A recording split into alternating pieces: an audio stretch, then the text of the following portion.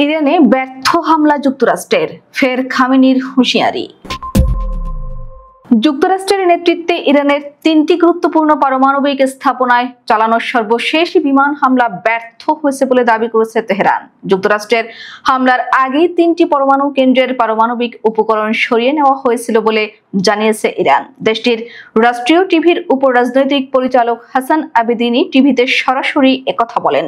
দেশটির সর্বোচ্চ নেতা আয়াতুল্লাহ আলী খামেনি যুক্তরাষ্ট্রকে আবারও কঠোর হুঁশিয়ারি দিয়ে বলেছেন, যদি ইরানের সার্বভৌমত্ব আর একবার লঙ্ঘনের চেষ্টা করা হয় তবে এর জবাব হবে এমন যে শত্রুরা ইতিহাসে এই ক্ষণের জন্য অনুতপ্ত হবে। স্থানীয় সময় শনিবার দিবাগত রাতে যুক্তরাষ্ট্রের B-2 স্টেলথ বোমার বহর ইরানের ফোর্দো, নাতানজ এবং ইস্পাহানের পারমাণবিক স্থাপনায় হামলা চালায়। মার্কিন প্রেসিডেন্ট ডোনাল্ড ট্রাম্প জানিয়েছেন, ইরানের 3টি পরমাণু স্থাপনায় হামলা চালিয়েছে যুক্তরাষ্ট্র। ট্রাম্প নিজের মালিকানাধীন সামাজিক যোগাযোগ মাধ্যম ট্রুথ সোশ্যালে লিখেছেন, আমরা ইরানের 3টি পারমাণবিক স্থাপনা ফোর্দো, নাতানজ ও ইস্পাহানে খুবই সফলভাবে হামলা সম্পন্ন করেছি। সব বিমান এখন ইরানের আকাশসীমার বাইরে। খামেনি বলেন, আমাদের দেশ প্রতিরক্ষার জন্য প্রস্তুত। এই হামলা একটি রাজনৈতিক ও সামরিক ব্যর্থতার উদাহরণ।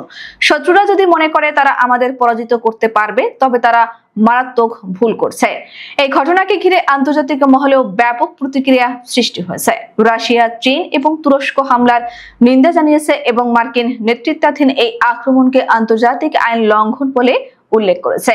অন্যদিকে পশ্চিমা দেশগুলোর একটি অংশ ইরানকে আঞ্চলিক উত্তেজনার উৎস হিসেবে দোষারোপ করে যুক্তরাষ্ট্রের পদক্ষেপকে সমর্থন জানিয়েছে। বিশ্লেষকরা বলছেন, ইরান এই হামলাকে কেবল একটি সামরিক চ্যালেঞ্জ নয়, বরং জাতীয় আত্মমর্যাদার লড়াই হিসেবে দেখছে। খামেনির সাম্প্রতিক ভাষণে আঞ্চলিক প্রতিরোধ শক্তির প্রতি তার সমর্থন স্পষ্টভাবে উঠে এসেছে। তেহরানে এখন কড়াকড়ি নিরাপত্তা ব্যবস্থা জোরদার করা হয়েছে। সামরিক বাহিনী ও বিপ্লবী গার্ড বাহিনী সর্বোচ্চ সতর্কতায় রয়েছে বলে সরকারি সূত্রে জানানো হয়েছে। একই সাথে দেশের অভ্যন্তরে জনগণকে সংহতির ডাক দিয়ে খামেনি বলেছেন, এই জাতি কখনো মাথা নত করে না। যতই শত্রুরা চেষ্টা করুক, ইসলামিক প্রজাতন্ত্র আরো শক্তিশালী হয়ে ফিরে আসবে।